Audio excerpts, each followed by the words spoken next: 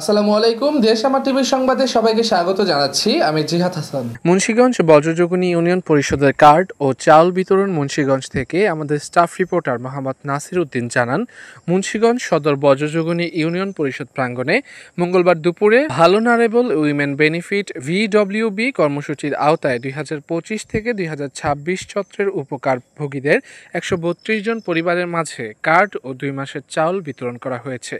এ সময় প্রধান অতিথি হিসেবে উপস্থিত ছিলেন মুন্সিগঞ্জ সদর উপজেলা নির্বাহী অফিসার জনাব মাহবুবুর রহমান। বিশেষ অতিথি হিসেবে উপস্থিত ছিলেন মুন্সিগঞ্জ সদর মহিলা বিষয়ক অধিদপ্তর মহাপরিচালক আলিয়া ফেরদৌস।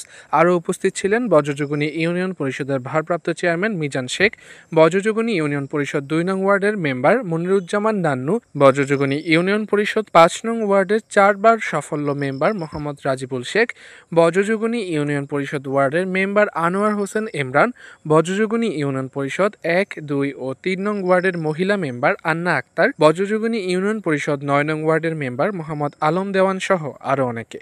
মোহাম্মদ নাসির উদ্দিন, দেশ আমার টিভি।